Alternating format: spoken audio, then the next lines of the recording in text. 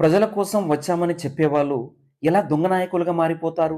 Vote వేసిన ప్రజలనే మోసం చేసే నాయకులు ఎలా తయారవుతారో తెలుసుకుంటే షాక్ అవుతారు. అధికారమే లక్ష్యంగా పెట్టుకున్న నాయకుల అసలు రంగు బయటపడే కథ ఇది. మన దేశంలో, రాష్ట్రంలో ప్రతి ఎన్నికల సమయంలో మార్పు తీసుకొస్తాం, ప్రజల కోసం పనిచేస్తాం అని చెప్పే నాయకులు ఎందుకు కొంతకాలం తర్వాత దొంగ నాయకులుగా మారిపోతారు? ఈ ప్రశ్న మన అందరిలో ఉంటుంది. ఈ వీడియోలో మనం నిజ జీవితానికి దగ్గరగా ఉన్న ఒక సత్యాన్ని తెలుసుకోబోతున్నాం. ఎక్కడ కూడా స్కిప్ చేయకుండా చివరి వరకు చూడండి. చివరిలో మీ అభిప్రాయాన్ని మాత్రం తప్పకుండా తెలియజేయండి.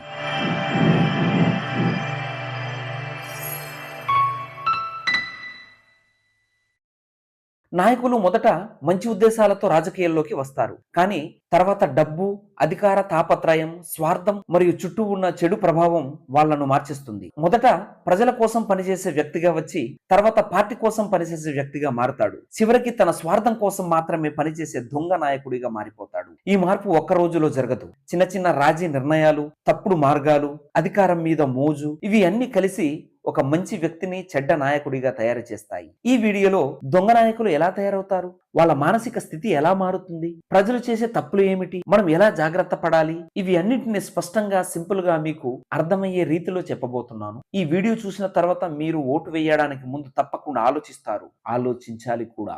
దొంగ నాయకులు ఎలా తయారవుతారంటే, ప్రతి నాయకుడు మొదట దొంగగా ప్రారంభం కావడం లేదు. చాలా మంది నిజంగా ప్రజలకు సేవ చేయాలనే ఉద్దేశంతోనే రాజకీయాల్లోకి వస్తారు. కానీ కాలక్రమంలో పరిస్థితులు, ప్రలోభాలు వాళ్ళను మార్చేస్తాయి. మొదట చిన్న చిన్న రాజీలు చేస్తారు. ఇది ఒక్కసారి చేస్తే ఏమవుతుంది అనుకుంటారు. డబ్బు, అధికారం రుచి చూసిన తర్వాత మళ్ళీ వెనక్కి రావడం కష్టమవుతుంది. పార్టీ ప్రెజర్, చుట్టూ ఉన్న అవినీతి వ్యవస్థ, త్వరగా ఎదగాలనే ఆశ, ఇవన్నీ కలిసి ఒక మంచి వ్యక్తిని క్రమంగా దొంగ నాయకుడిగా తయారు చేస్తాయి.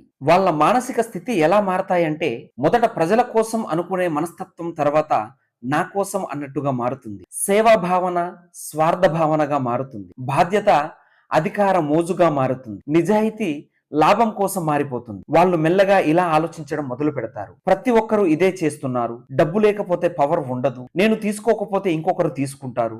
ఈ ఆలోచనలు వారి మనసులో తప్పును కూడా సరిగానే అనిపించేలా చేస్తాయి. ప్రజలు చేసే తప్పులు ఏమిటంటే, నాయకులు తప్పు చేస్తారు, కానీ ప్రజలు చేసే చిన్న చిన్న తప్పులు కూడా పెద్ద సమస్యలకు కారణమవుతాయి. అదేంటంటే, డబ్బు, గిఫ్ట్స్ కోసం ఓటు వేయడం, కులం, మతం ఆధారంగా నాయకులను ఎంచుకోవడం, నిజమైన సమాచారం తెలుసుకోకుండా ఫాలో అవ్వడం, ఎన్నికల తర్వాత ప్రశ్నించకపోవడం వంటిది చేస్తుంటారు. ప్రజలు బాధ్యతగా ఆలోచించకపోతే దొంగ నాయకులు మరింతగా బలపడతారు. మనం ఎలా జాగ్రత్త పడాలి అంటే, మంచి నాయకులు రావాలంటే ముందుగా ప్రజల్లో మార్పు రావాలి. ఓటు వేయడానికి ముందు ఆలోచించాలి. నాయకుడి గతం, పనితీరు చెక్ చేయాలి. ఎలాంటి ప్రలోభాలకు లోనవ్వకూడదు. ఎన్నికల తర్వాత కూడా ప్రజలు ప్రశ్నించాలి. మన ఓటు మన భవిష్యత్తు అని గుర్తించుకోవాలి.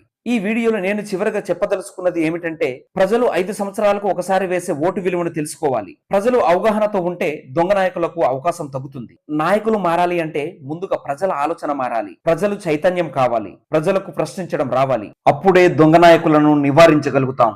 లేదంటే జీవితం అంతా బానిసలుగా బతుకుతాం. ఇదండి ఈ వీడియోలోని అంశాలు. మీకు ఎలా అనిపించింది? ఇలాంటి నాయకుల్ని మీరు ఎప్పుడైనా గుర్తించారా? కామెంట్లో చెప్పండి. ఇలాంటి ఇంట్రెస్టింగ్ వీడియోస్ కోసం మన ఛానల్ని సబ్స్క్రైబ్ చేసుకోండి. మళ్ళీ ఇంకొక వీడియోతో కలుద్దాం. అంతవరకు బాయ్. జై హింద్.